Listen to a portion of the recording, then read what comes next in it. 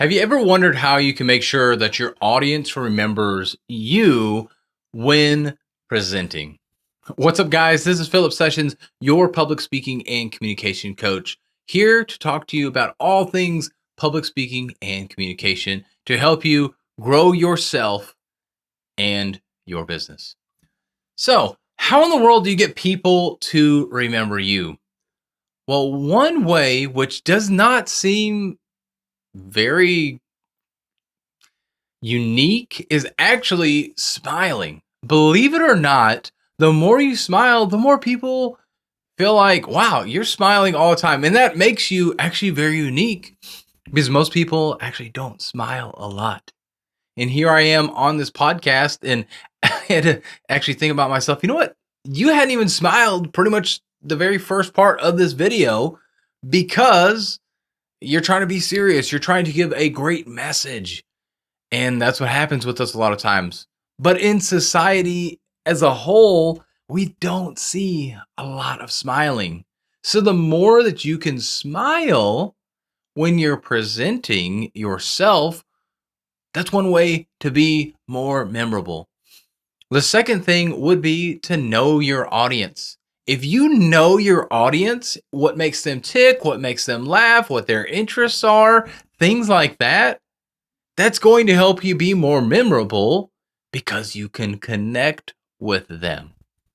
I'm able to connect with my wife a lot better than you ever will be because she's my wife, because I know her. There's things that we have done in private and really even in public as well that we can connect about and talk about, and we have these experiences together for obvious reasons. But because of that, I can connect with her more and I become more memorable because of that than you ever will because of our connection there. And so that's the same thing when you know your audience. You can pick up on those little things, just like the secrets that you and a friend have.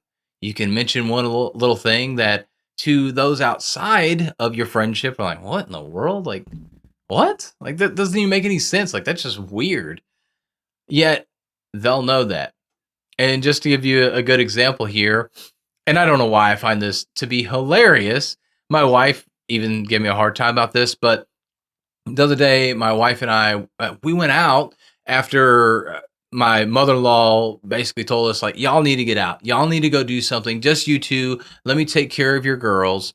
And my wife was trying to say, no, it's just too much. And if you don't know, we've got a 2-year-old and a 1-month-old. So about 2 months by the time this episode comes out, but obviously a very young child, and or both of them are young, but the one's literally a newborn. And my mother-in-law was like, "Oh, she's so easy to take care of. It's like watching a banana." And why she said a banana, I don't know. But now I kind of joke with my wife, and I'll be like, "Oh yeah, there's banana." Like I'll call it like that's her nickname now. And so if you didn't know that story, you'd be like, why in the world is Philip calling his daughter banana? But for my wife, she gets it. While she might not find it funny, well, she finds it funny that I call her that, but she gets it overall. And so she'll laugh with me, hopefully not at me, but she gets it.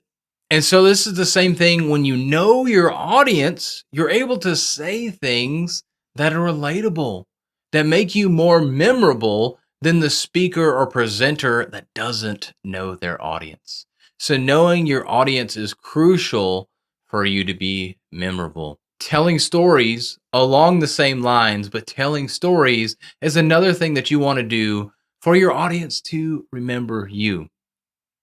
And tune in for next week's episode where we're going to talk in more detail about what kind of stories you should be telling, but you need to be telling stories that relate with that audience. And so we're going to go into a little bit more details on that in the next video, in the next episode.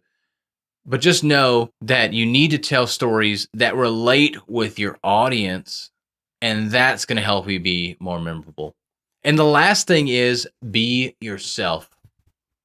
And you'll start to hear me say this time and time again. You probably heard me say it in the past, but being yourself is going to be the biggest thing.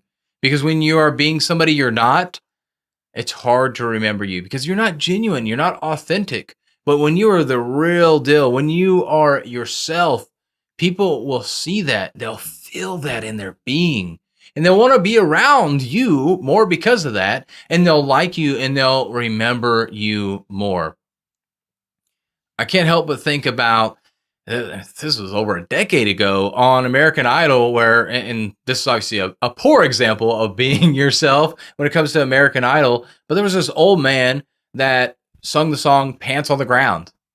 And that thing went viral. Of course, he didn't go on through American Idol, but he was remembered for that. And here I am talking about him over a decade later because of him being himself and deciding to talk or sing this song that was really an atrocious song, but still he was himself, and he got some virality because of that. He got recognition for being himself. But if he would have tried to be like a Michael Jackson or somebody more famous today, a singer that just wasn't him, if he would have tried a different style of singing that wasn't him, he wouldn't have went viral. People wouldn't have known about him. And now, of course, he didn't go on to be ultra famous in the end or be a well-known speaker or anything like that. But because he was himself and decided to sing his very unique song, people recognized him. People remembered him for that. And so it's the same thing for you. As you're sharing about yourself, as you're speaking, speak to who you are. Be yourself. Be your unique, authentic, genuine self. And people will remember you for that.